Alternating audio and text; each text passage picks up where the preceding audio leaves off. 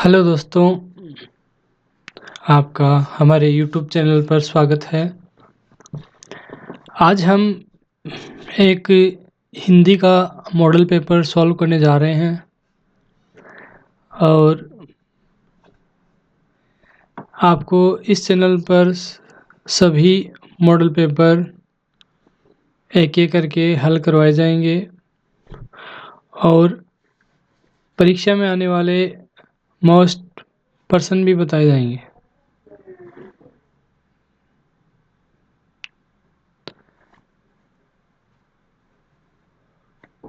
तो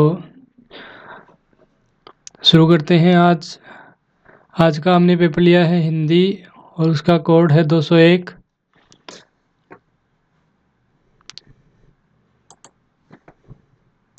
देखिए, सबसे ऊपर परीक्षा का दिन व दिनांक लिखा होता है और नीचे निरीक्षकों के हस्ताक्षर।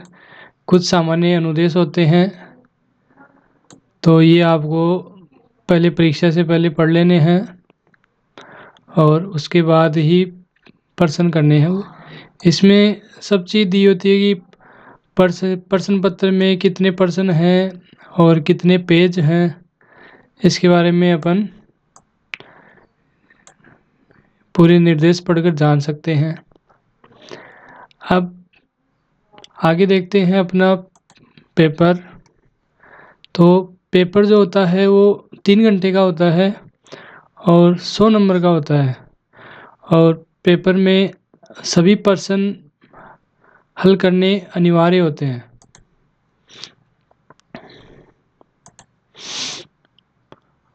और प्रश्नों के जो नंबर होते हैं वो उस प्रश्न के सामने दिए होते हैं। अब इसके लिए कुछ सामान्य दिशा निर्देश हैं जो आपको ध्यान होना चाहिए।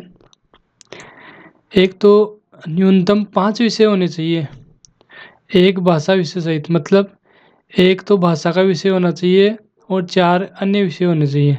मतलब 5 विषय न्यूनतम होने चाहिए और अधिकतम 2 अतिरिक्त विषय ले सकते हैं। मतलब कि 5 और 2 मिलाकर 7 विषय हम ले सकते हैं। पास होने के लिए 5 विषयों में कम से कम एक भाषा विषय होना अनिवार्य है। मतलब भाषा विषय कोई भी भाषा अपन को एक लेनी ही पड़ेगी, चाहे सो अंग्रेजी लो, हिंदी लो, संस्कृत लो, उर्दू लो, कुछ भी एक भाषा होनी ज़रूरी है। कक्षा 10 में पास होने के लिए सैद्धांतिक और प्रायोगिक दोनों को मिलाकर 33% अंक आने चाहिए। हिंदी विषय में शतरांक और सैद्धांतिक अंकों को मिलाकर पास होने के लिए 33 अंक होने चाहिए। मतलब पेपर 100 नंबर का है तो 33 नंबर वाला ही पास होगा। हिंदी विषय में शतरांक 10 अंक के होते हैं जो पीसीपी कैम के आधार पर दिए जाते हैं। अब पीसीपी कैम क्या होता है और कैसे होता है, इसके बारे में अपन एक अलग सी वीडियो बनाएंगे, उसमें आप देख लेना। अब देखिए पेपर में पहले ऑब्जेक्टिव टाइप क्वेश्चन हैं। 5 क्वेश्चन हैं पहले प्रश्न में और हर क्वेश्चन 1 नंबर का है। निम्नलिखित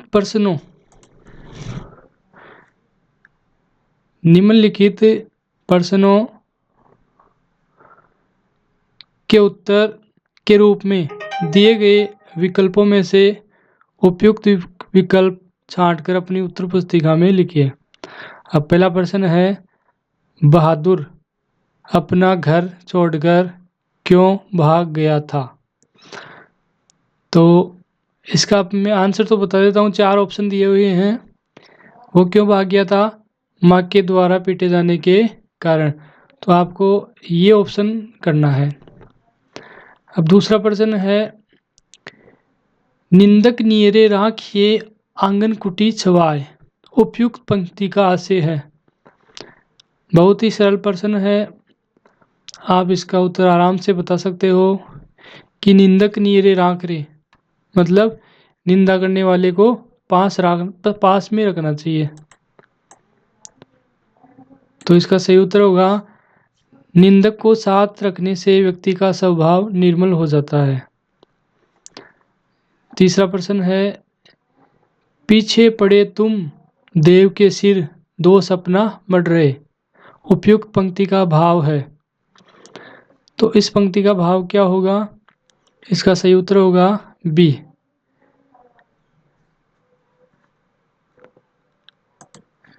इसका सही उत्तर होगा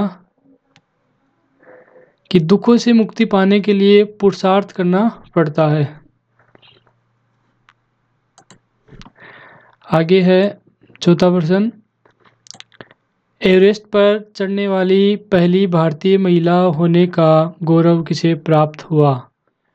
ये वैसे जीके का प्रश्न भी है लेकिन हिंदी में भी है।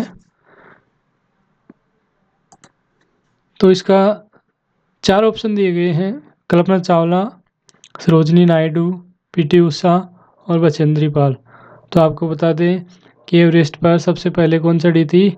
बचेंद्री पाल। तो इसका सही उत्तर हो जाएगा बचेंद्री पाल। तो इस प्रकार से अपन छोटे छोटे प्रश्नों को मिलाकर अब ये 4 प्रश्न हो गए, 4 नंबर के थे। आगे देखते हैं।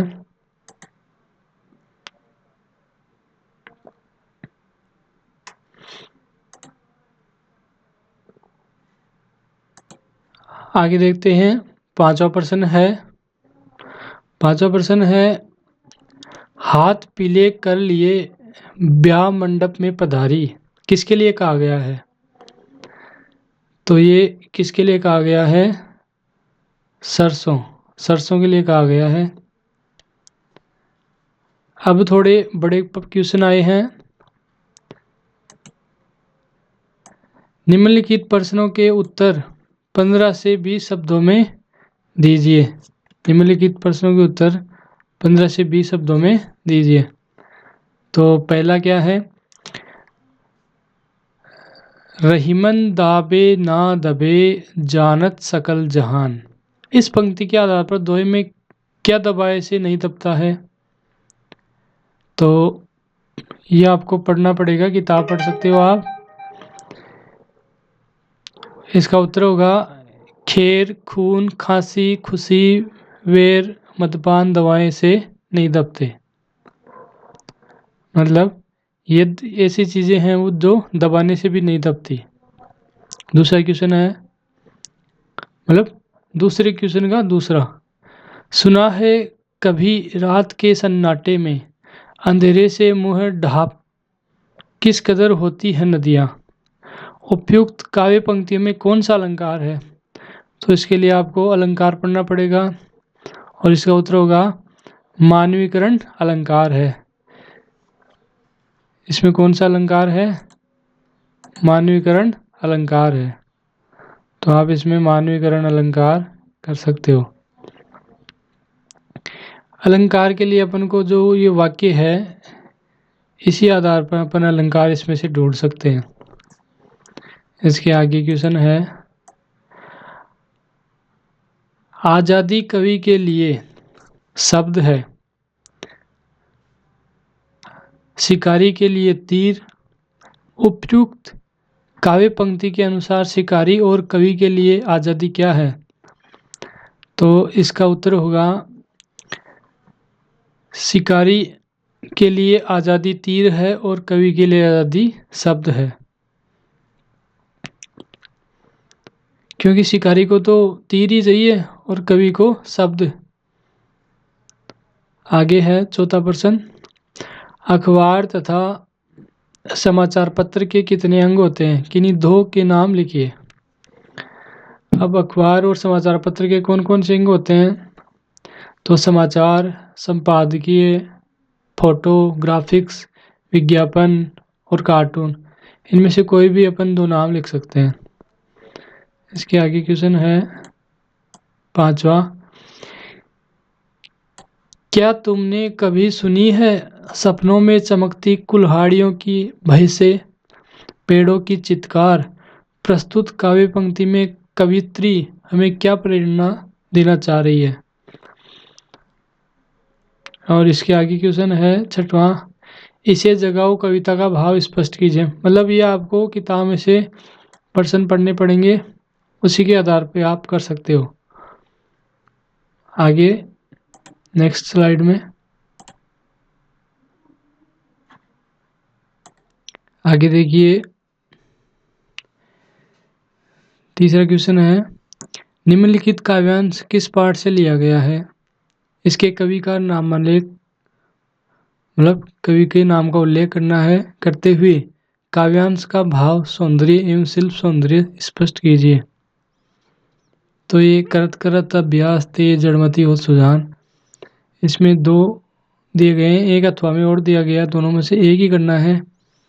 इसके उत्तर आपके सामने लिखे हुए हैं, अभी ये शॉर्ट रूप में लिखे गए हैं। इसके बाद में चौथा प्रश्न है, निम्नलिखित प्रश्न का उत्तर लगभग 50 शब्दों में लिखिए। इसमें भी 2 आपको दिए गए हैं, इनमें से एक ही करना है और इनका उत्तर 50 शब्दों में आपको लिखना है। आगे देखिए, 5वां प्रश्न, निम्नलिखित प्रश्नों में से किन्हीं 3 प्रश्नों के उत्तर लगभग 25 शब्दों में लिखिए। ये टोटल 4 क्वेश्चन दिए गए हैं, इसमें आपको 3 ही करने हैं और 25 शब्दों में उत्तर लिखना है। तो इनमें से आप कोई भी 3 आने वाले कर सकते हो। एक क्वेश्चन 2 नंबर का है, इस प्रकार से 6 नंबर के क्वेश्चन हो गए।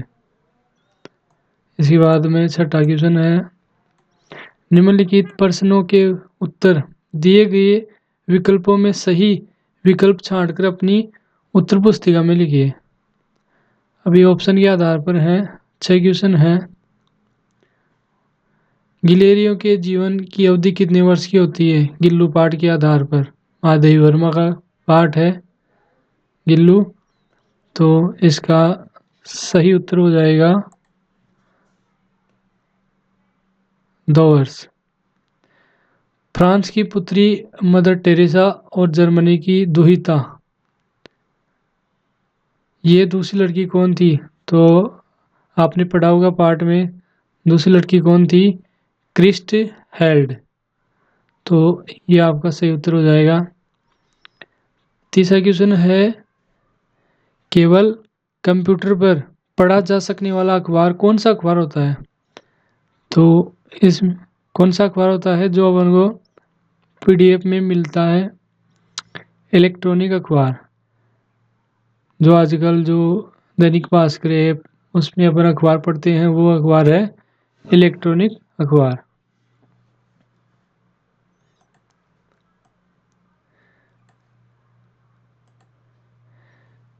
इसके बाद में है, शतरंज के खिलाड़ी पाठ की विद्या है। शतरंज के खिलाड़ी पाठ की विद्या है, तो उत्तर हो जाएगा कहानी। ये ऑप्शन आपका सही है। अपना पराया लेख में अपने पराये की पहचान कौन करता है? अपने पराये की पहचान कौन करता है? हमारा शरीर। छठा क्वेश्चन है, अंधेरी नगरी पाठ का सबसे मुख्य पात्र कौन है? तो सबसे मुख्य पात्र कौन है? गोवर्धन दास। मुख्य पात्र कौन सा है? गोवर्धन दास। इसके बाद में क्वेश्चन नंबर 7 आ जाता है, ये आपको गद्यांश को पढ़कर उत्तर देना होता है। 5 नंबर का गद्यांश है और इसमें भी 2 दिए गए हैं, अथवा में दिया गया है, तो ये आप आराम से गद्यांश को पढ़कर कर सकते हो। आगे देखो, 8वां प्रश्न, निम्नलिखित प्रश्नों के उत्तर संक्षेप में लिखिए। अब एकदम छोटे रूप में लिखने हैं। 7 प्रश्न है और हर प्रश्न 1 नंबर का है। बहादुर के नेकर की जेब में क्या निकला? तो क्या निकला था? गोलियां, पुरानी ताश की गड्डी, खूबसूरत पत्थर। दूसरा है, महादेव वर्मा ने गिलहरी के बच्चे का क्या नाम रखा? तो ये तो आप आराम से कर सकते हो, गिल्लू। कल्पना चावला का जन्म कहाँ हुआ था?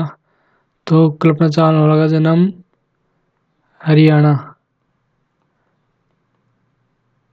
हरियाणा के करनाल में हुआ था। हरियाणा के करनाल में।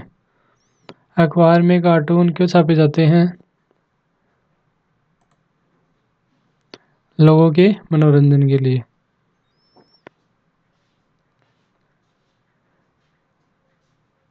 सार लेखन क्या होता है?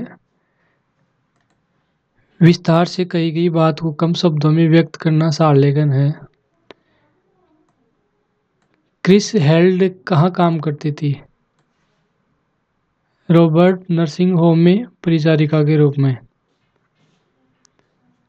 गौरिया ने रात को कहाँ आश्रय लिया? सुखी राजकुमार की प्रतिमा के पैरों के पास। अब नवा क्वेश्चन है, निम्नलिखित प्रश्नों के उत्तर लगभग 20 शब्दों में लिखिए। तो इन प्रश्नों के आपको 20 शब्दों में उत्तर लिखने हैं। 4 प्रश्न है, हर प्रश्न 2 नंबर का है। आगे देखिए 10वां प्रश्न, निम्नलिखित प्रश्नों में से किन्हीं 3 के उत्तर लगभग 40 शब्दों में लिखिए। 4 प्रश्न दिए गए हैं, इनमें से आपको 3 ही करने हैं और हर प्रश्न 3 नंबर का है।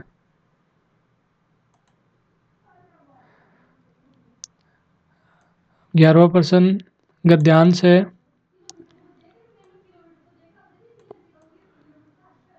इसमें 5 प्रश्न हैं और हर प्रश्न 1 नंबर का है। तो ये आप देख सकते हो, इनके उत्तर भी हमने प्रश्नों के आगे ही लिख दिए हैं। आप आराम से देख सकते हो, स्क्रीन को रोक कर आराम से पढ़ सकते हो। आगे देखिए 12वां क्वेश्चन है, निम्नलिखित अपठित काव्यांश को ध्यानपूर्वक पढ़कर पूछे गए प्रश्नों के उत्तर लिखिए। पिछला गद्यांश का था, आपकी बार काव्यांश का प्रश्न है। तो ये काव्यांश पढ़कर आप इन प्रश्नों के उत्तर दे सकते हो। ये भी 5 प्रश्न हैं, इनके उत्तर हमने आगे ही लिख दिए हैं। आगे देखिए 13वां प्रश्न, निम्नलिखित गद्यांश का सार 1/3 शब्दों में लिखिए। आपके सामने एक गद्यांश दिया गया है, इनमें से 1/3 शब्दों में ही इसका पूरा सार लिखना है। मतलब अपन को बीच बीच में जो भी मोस्ट बातें हैं ना, वो लिख देनी है और आपको 5 नंबर आराम से मिल जाएंगे। इसके बाद 14वां प्रश्न है, स्वयं को राजकीय उच्च माध्यमिक विद्यालय रामपुर का छात्र सुरेश मानते हुए अपने प्रधानाचार्य को 2 दिन के अवकाश के लिए प्रार्थना पत्र लिखना है। इसमें अथवा में भी दिया गया है, ये बधाई पत्र है। इसमें से आपको ये जो अवकाश है तो प्रार्थना पत्र ये सही रहेगा, इसमें आराम से 5 नंबर मिल जाएंगे। 15वां प्रश्न है, निम्नलिखित प्रश्नों के उत्तर निर्देशांश लिखिए। अब ये व्याकरण के प्रश्न है जो हमने इनके उत्तर सामने लिख दिए हैं। पहला प्रश्न संधि का है, अरुणोदय शब्द का संधि विच्छेद अरुण प्लस उदय। इसमें गुण संधि है, गुण स्वर संधि। द्विगु समास को परिभाषित करते हुए उदाहरण लिखिए। तो द्विगु समास क्या होता है? देखिए, द्विगु समास में पहले कोई भी संख्यावाची शब्द आता है, जैसे चौराहा,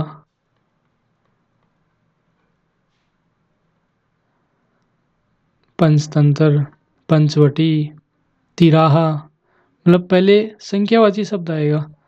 मतलब चो मतलब 4, पंच मतलब 5, पंच मतलब 5। इस प्रकार से अपन द्विगु समास को आराम से पहचान सकते हैं। इसके बाद में उज्ज्वल एवं अपमान शब्दों में उपसर्ग लिखिए। उज्ज्वल में उच्च उपसर्ग है और अपमान में अप उपसर्ग है।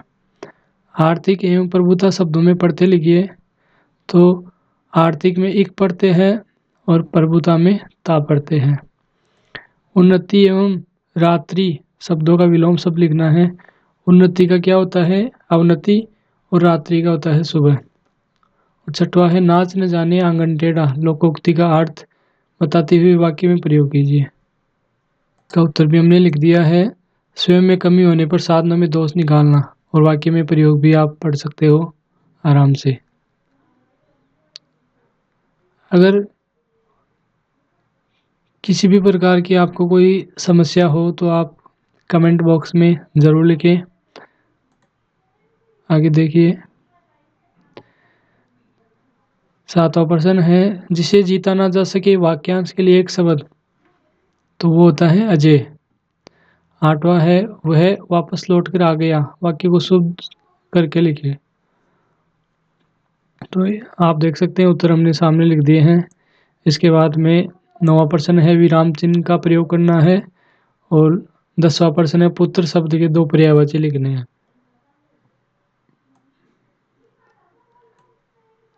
पुत्र शब्द के 2 पर्यायवाची पूत, बेटा, लाल, नंदन, कोई भी आप 2 लिख सकते हो।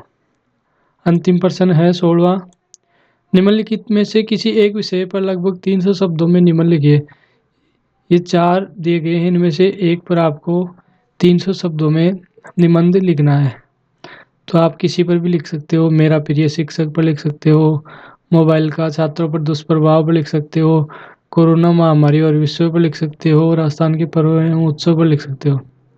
तो इस प्रकार टोटल 16 क्वेश्चन आएंगे और 100 नंबर के क्वेश्चन हो गए और आपको पास करने के लिए 33 नंबर लाना ज़रूरी है।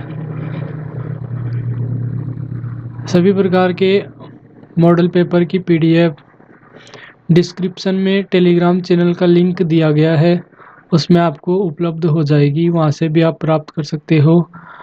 और अगर हमारा वीडियो अच्छा लगा तो लाइक और सब्सक्राइब ज़रूर करें। धन्यवाद।